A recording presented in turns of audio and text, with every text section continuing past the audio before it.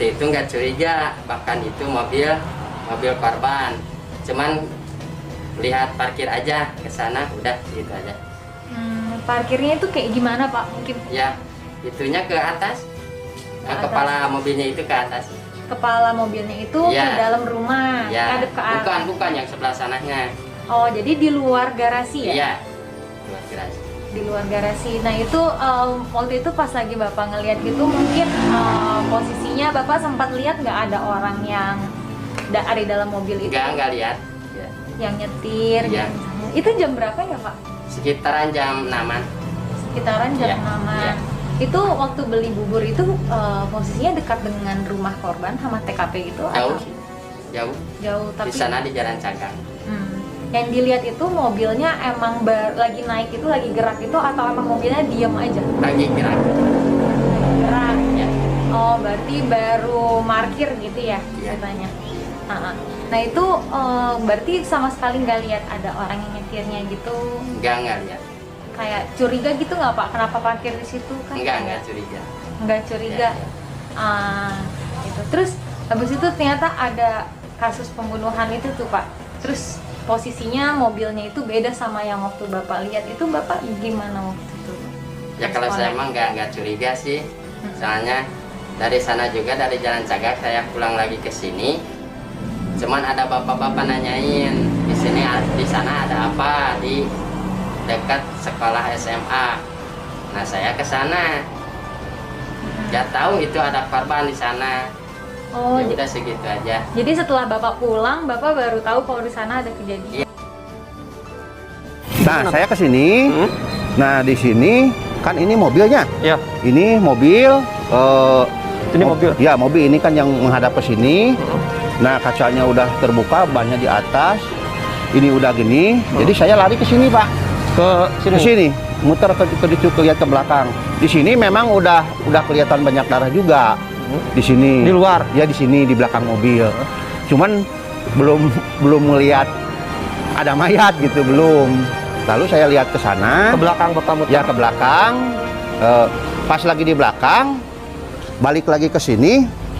Anak yang suruh di depan nunggu, lalu dia ke sini. Dia nengok di dalam mobil, kelihatan ada kaki. Pintu sudah pada terbuka. Ya. Nah, kebetulan di sini darah banyak, ada bekas ditarikan ke sini. Oh, bekas tarikan. Empat- Berarti kayak digusur gitu. Ya, gitu kayaknya gitu, kayak digusur gitu. Kayaknya. Setelah itu Bapak Ya, setelah itu lalu saya lapor. lapor ke Polsek. Jalan. Cuman dari sana, Nyetir. bawa motor. Ya, Maksudnya mau beli bubur. ke sana. Terus ada Lewat ke sana, lihat mobil di sana. di sini. Ternyata nyampe ke sana. Saya juga cepat heran. Mobilnya begini, kepalanya begini. Ke sana. Ya. Naik ke situ. Iya. Terus Udah segitu aja. Bapak Nggak ada lagi. kelihatan nggak siapa yang nyetir? Nggak kelihatan. Kelihatan ada ornamen yang lain. Bapak ngelihat nggak siapa nyetir? Nggak lihat. Sekitaran jam 6. Mau beli bubur ke Jalan Cagak. Lewat lagi ke sana, pulang lagi nggak ada apa-apa. Cuman saya lagi jualan di sana. Lading itu ada yang pembeli. Pak, di sana ada apa? Di mana? Di Jalan Cagak dekat SMK, SMA. Kiranya ada apa gitu. Coba lihat aja ke sana ya. Saya lihat ke sini. Udah di sini udah banyak orang sih. Mobilnya arahnya udah balik. Iya, ke sana. Ke sini. Kalau saya kan lihatnya ke sini. Nggak tahu kan waktu ke Jam sana. 6 ya? Itu jam 6 Iya, ya? sekitaran jam 6. Berangkat kerja dari rumah jam 7:05 Iya. sampai ke jalan depan jam 7:04, lalu pergi ke lokasi pekerjaan. Datang ke sana saya mau ngasah di pinggir jalan. Pinggir jalan. Tiba-tiba Pak Yosef datang dari belakang. Iya. Nggak tahu dari mana datangnya Iya. dan kapan datangnya, ya tahu-tahu udah di belakang aja. Iya. Dia bilang, Pak Ujang, tolong lihat rumah saya berantakan. Iya. Pak Yosef lari. Ya saya otomatis ngikutin. Iya. Itu jam berapa kira-kira, Pak? Setengah delapan. Oh, setengah delapan. Setengah delapan. Pak Yosef masuk ke rumah, saya mah nggak masuk. Iya, Cuman Bapak. lihat di luar. Ya. Kelihatan di luar emang iya berantakan di kursi itu. Ya saya pulang lagi, saya lihat ke belakang mobil itu ada bercikan air. Ya. Nah, turunan dikit ada darah. Ya. Setelah itu saya bilang astagfirullahaladzim, ini ada apa? Lalu saya lihat lagi ke belakang, pas pintu belakang itu terbuka dan nggak rusak. Ya. Lihat ke bawah. Pintu belakang dalam arti ini mah pintu rumah ya, bukan pintu mobil ya. Pintu dapur, Oh, pintu dapur. pintu belakang dapur Dalam ya. keadaan terbuka. Ya. Dalam keadaan terbuka. Lihat di depannya, darah banyak sekali. Nah, lalu saya bilang sama Pak Yosef, Pak, saya mau lapor ke Pak RT. Waktu itu seperti biasa saya dari rumah berangkat ke kebun sama pekerja sekitar 6:30. Lama bekerja, perkiraan saya sekitar 1 jam di kebun. Tiba-tiba saya mendengar orang berteriak di jalan. Lalu saya keluar ke jalan. Setelah keluar ke jalan, ternyata yang berteriak memanggil saya itu adalah Pak Suparman, atau suka dipanggil Pak Ujang Jahri, warga saya. Dia berkata kepada saya, Pak RT, cepat tuh di rumah Pak Yosef banyak darah. Itu yang dia katakan kepada saya dengan teriakan cukup agak keras, soalnya sambil bising kendaraan pasir. Setelah itu Pak Ujang sama warga berangkat lewat jalan. Kalau saya sempat bilang sama Pak Ujang saya mau lewat belakang, lewat kebun. Setelah itu saya lari lewat kebun, dikarenakan masih banyak embun, jadi jalan agak sulit, leur lah gitu, licin. Nah setelah itu saya sampai di rumah Pak Yosef itu dari samping sebelah timur rumah Pak Yosef. Kelihatan di depan juga sudah ada orang. Pertama yang saya lihat itu di depan pintu samping sebelah timur Pak Yosef itu memang ada darah cukup banyak di depan pintu di lantai keramik. Setelah saya perhatikan sebentar, ada arah seperti gusuran atau tarikan benda apa itu mengarah ke garasi, dan ada bersak darah sedikit-sedikit waktu itu. Lalu sambil saya bilang astagfirullahaladzim, saya lalu berlari ke depan karena di samping itu terhalang sama gerasi, ke samping gerasi, lari ke depan. Di depan Pak Ujang sudah ada di pinggir jalan. Lalu saya masuk ke halaman. Kebetulan di halaman juga ada 2 warga saya, yaitu Pak Gogo sama Pak Dadar. Nah waktu itu saya tengok-tengok ke bawah mobil. Jarak saya ke mobil kurang lebih sekitar 2 meter. Nengok ke bawah, kelihatan di belakang mobil Alphard hitam itu ada genangan air dan bercampur darah, kelihatan sepintas dari depan. Nah setelah itu tiba-tiba saya ditepuk sama warga saya, Pak Dadar, Pak RT, coba tuh lihat di dalam mobil ada kaki. Lalu saya melihat, ya jelas di belakang jok, di samping kanan di atas yang ada hordengnya itu kelihatan kaki. Nggak tahu itu kaki siapa, cuman kelihatannya itu kaki sudah agak kaku, kelihatannya nggak bergerak. Setelah itu lalu anak-anak suruh mundur ke bawah. Kata saya mundur ke bawah, jangan ada yang berani naik lagi ngedeketin. Iya, iya. Lalu Udah curiga Bapak juga ya? Coba saya juga curiga, memang di situ orang sudah banyak, motor sudah yang berhenti juga. Lalu saya langsung mencegat warga saya yang mau ke arah Jalan Cagak. Lalu saya lapor ke Kapolsek, dikarenakan masih pagi, kendaraan banyak, jadi nggak terlalu bisa cepat. Pas saya mau pintu masuk Kapolsek, tiba-tiba di dalam Kapolsek ada mobil yang mau keluar. Lalu saya berteriak, Pak, saya mau lapor kejadian di rumah Pak Yosef. Setelah itu yang di dalam mobil menjawab, Pak, udah ada yang lapor, ikut saja sama saya di belakang. Lalu saya ikuti dari belakang sampai di TKP itu orang sudah banyak, sudah penuh di pinggir jalan. Tapi Pak, berhubung udah banyak orang di situ di pelataran, lihat di pelataran di depan banyak orang, juga lihat ke sana di pelataran, berhubung kaca mobilnya kan terbuka ya. Kaca mobilnya terbuka, terus gua refleks lihat ada kaki, langsung lompat, astagfirullahaladzim. Astagfirullahaladzim, lompat langsung lari ke jalan. Ya, Pak RT langsung bilang, udah jaga dulu sini di jalan ya. Pak RT mau lapor ke Kapolsek. Mun abdi teh merhatoskeun acukna ngangge acuk kumaha da tos buku tos seueur anu pesen gitu. Kan kadongkapannya teh anjing duka lah jam sabaras duka jam genap. Duka 6:30 nya diperkirakeun mah jam genep tahun bisa 6:30 we. Aya tak sadikna di dieu. An abdi teh merhatoskeun ngangge acukna kumaha henteu. Antos ngaradangan di piringan. Cinta bapak bari dituang di dia mah bari dicanap we. Wih we gitu. Kalau Danu ataupun keterangan Danu setelah ketemu Piano Malajis di Jalan Sagak atau di tempat ruang kerjanya Bapak Kepala Desa Pak Indra Zainal Alim Sarjana Hukum. Keterangan Danu sejatinya siogianya waktu jam 12 sampai jam 6 murni yang pengungkapan isi hatinya. Sekali lagi tim juga melihatkan nih dengan catatan yang melihatkan foto seseorang. Ini bukan.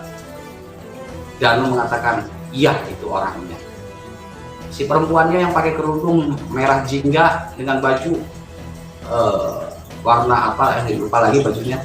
Ini bukan. Danu pun mengatakan, iya itu orangnya. Memang Danu melihat dengan persis sebelum terpasang garis polisi itu. Sebelum garis polisi itu terpasang, Danu kan ke TKP itu sama Pak Yosep. Menurut keterangan Danu, dipanggil sama Pak Yosep, dia pura-pura nggak tahu, pura-pura tidur, nggak tahu. Tapi dia dengar katanya suara Pak Yosep manggil-manggil tuh si Amel, Ibu Tuti, ada yang nyulik gitu kan. Yang dengarnya itu ibunya, yang nyuliknya Danu itu ada kejadian di rumahnya. Amelia gitu ya, akhirnya Danu berangkat ke sana bangun tidur setelahnya 6:30 menurut Danu. Ke sana udah ada Pak Yosep, Danu ngikutin nih Pak Yosep di belakang. Menurut Danu ngikutin Pak Yosep di belakang sampai masuk ke dalam TKP. Nah, kenapa? Danu juga nggak paham ya di belakang.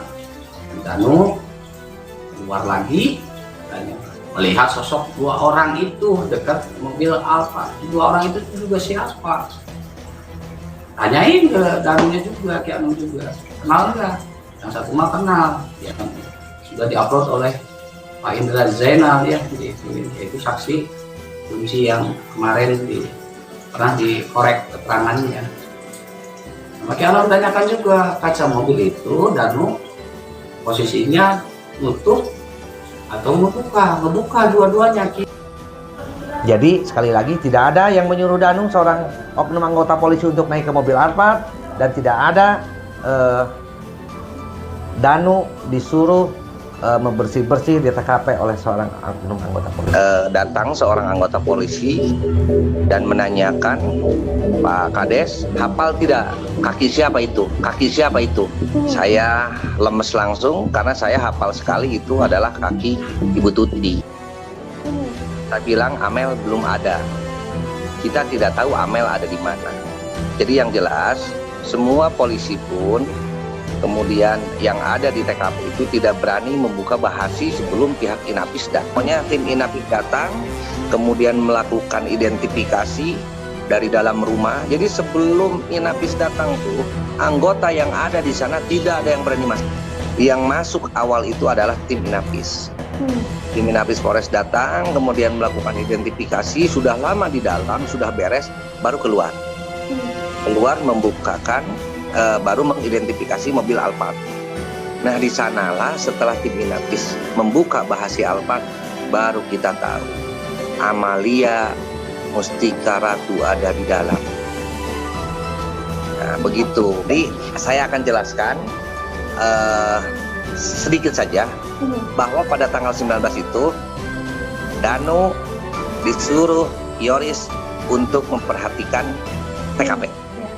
Dan tepatnya dia di dekat SMA Jalan Cagak. Jadi yang saya tahu dari Ayoris bahwa kunci pintu rumah depan itu sudah tidak bisa dikunci dari luar. Jadi pintu rumah depan itu harus dikunci, diselot di dalam. Kalau yang depan rumah. Tapi kalau yang belakang dari dalam bisa, di luar juga bisa. Asal ada kuncinya. Jadi dari rumah TKP itu hampir 1 kilo. Karena rumah Waida itu masuk ke gang. Jadi di depan polsek itu ada gang. Jadi depan polsek sebenarnya, cuma masuk ke gang. Masuk ke gang sebelum rumah Waida itu sama rumah Wayeti, rumah ibu saya dulu. Jadi kelewatan, cuma beda 1 rumah lah. Jadi berdekatan rumahnya. Nah, Pak Yosep datang sambil teriak-teriak bahwa Wanu sama Amel diculik. Jadi Pak Yosep bilang Amel sama Wanung diculik, kemudian dia muter motor, kata Waida ini ya, dia balik motor, dia langsung ke polsek. Pada tanggal 19 memang Danu ada di seputaran TKP. Jadi pada waktu itu datanglah Mr. X ini yang menjadi banpol karena dia mempunyai tugas untuk menguras bak mandi, hanya menguras bak mandi. Dan itu pun yang saya tahu di TKP pada tanggal 18 itu semuanya sudah beres, diproses, diidentifikasi. Nah, pada waktu itu si Mr. X ini menurut pengakuannya bahwa melihat Danu ada di seberang jalan di atas. Akhirnya memanggil dan beliau meminta untuk Danu membantu menguras bak mandi. Jadi hanya itu saja, tidak lebih dari menguras bak mandi dan tidak ada lagi kegiatan selain menguras mandi. Ya setelah itu beres ya sudah, pulang lagi. Nah, itu saya juga akan membahas tentang pernyataan Ki Anom di channel YouTube-nya yang menjelaskan bahwa beliau bersama-sama saya di kantor desa, di ruangan saya pribadi,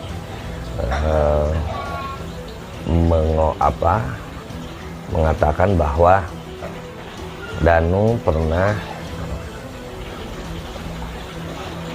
mengaku melihat ada 2 orang di TKP pada saat malam kejadian sekitar jam 3. Itu pernyataan Danu itu memang betul di hadapan saya, di hadapan Ki Anom dan di hadapan tim. Masalah Danu itu, sebetulnya Danu itu sebelum ada polisi disuruh Yusef suruh masuk ke rumah itu.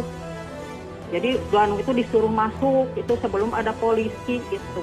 Ya waktu hari Rabu itu kan itu tuh jadi Danu itu ditelepon sama Yusef suruh ke sana, langsung suruh masuk ke rumah gitu. Pas rumahnya katanya lihat berantakan gitu. Jadi sebelum itu dia yang nyuruh itu, Yusef itu yang nyuruh itu.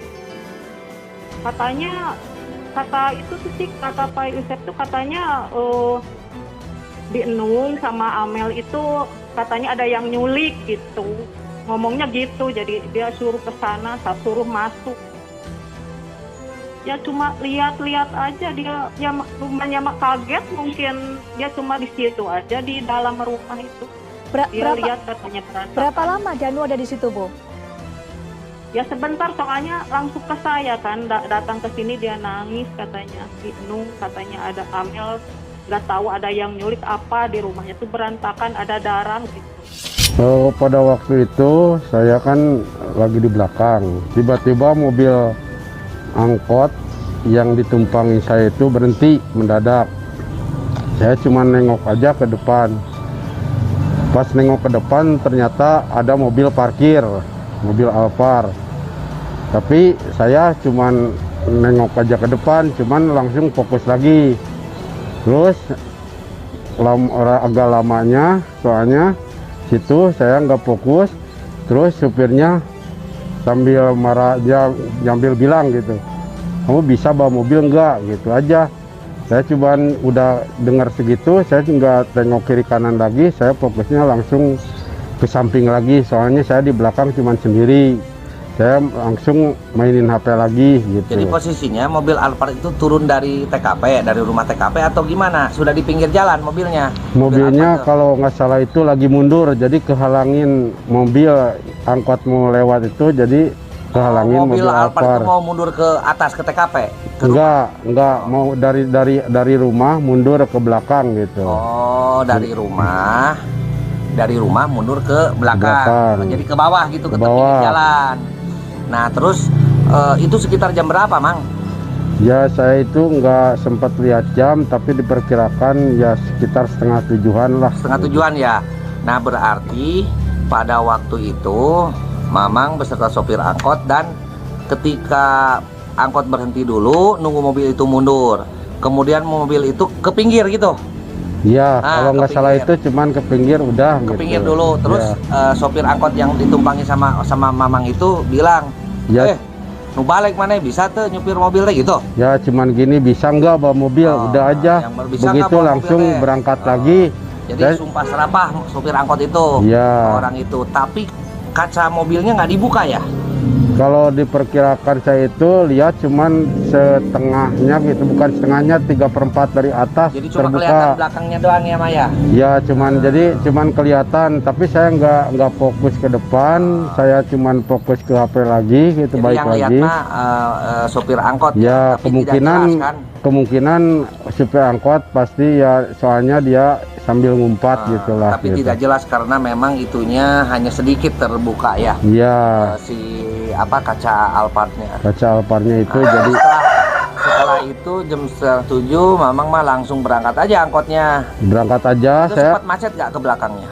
Oh, kalau ke belakang saya nggak tengok-tengok, jadi saya itu langsung Main HP begitu dewe? main HP lagi. Abang mah main HP deui, main HP kembali. Ya. Tidak lihat tengok-tengok, cuma yang taunya ketika angkot itu berhenti, gara-gara ada mobil Alphard mundur dari rumah TKP ke bawah. Ke bawah, betul.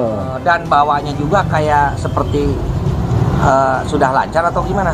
Belum, kayaknya itu nggak tahu, kayak orang belajar atau gimana gitu. Jadi agak lama lah gitu. Kalau yang namanya orang bisa parkir itu pasti nggak bakalan lama gitulah Tapi parkirnya. mungkin juga karena mobilnya mobil bagus meren, Mang. Ya kemungkinan Bisa jadi, gitu. ya hati-hati ya. Bukan Ya. berarti dia tidak bisa nyupir atau kurang paham ya. Ya. Karena kan mobil bagus mah, mobil mahal mah biasanya orang hati-hati, Mang. Seputar kegiatan Danu di tanggal 19, khususnya pada saat Danu sedang yang masuk ke TKP. Di sini ada terkait oknum yang katanya polisi atau batpol. Nah, ini lebih menekankan di situ kan. Tapi emang benar Danu masuk TKP, Bang? Masuk, betul. Danu masuk ke dalam rumah, ke dalam TKP dan membersihkan bak. Dan ini kita yang ikut bersyukur karena memang case ini menurut kita harus kita bongkar gitu. Karena TKP ini kejadian 1 hari setelah kejadian, sehingga menurut kami kejadian Danu membersihkan baknya harus kita usut tuntas. Dan saya bersyukur hari ini penyidik lebih fokus di situ. Kalau Danu masuk ke TKP, ya memang karena menurut ceritanya Danu kan pagi-pagi disuruh standby untuk menjaga TKP oleh Yoris dan keluarga. Danu standby di SMA. Nah, setelah ada seseorang yang masuk ke TKP, Danu langsung menghampiri. Sempat foto juga Danu, foto oknumnya dan menghampiri beliau gitu. Dan oknum ini juga yang membuka pintu pakai kunci yang beliau bawa. 17 pertanyaan, dan itu yang lebih fokus penyidik menekankan di dan ketika Danu masuk dalam rumah, dan di situ katanya ada sosok Banpol, kalau nggak salah Banpol di Polsek Cagak itu yang minta Danu untuk bersihkan bak mandi. juga sudah detail tadi disampaikan oleh Danu juga membenarkan, dan semua juga sudah dijawab di bahwa dalam kamar itu ada juga barang bukti seperti gunting dan yang lain karena sempat dicek oleh Danu. Sebetulnya hari ini lebih ke situ ya, kejadian pada saat tanggal 19 dari pagi sampai kejadian Danu masuk dalam TKP.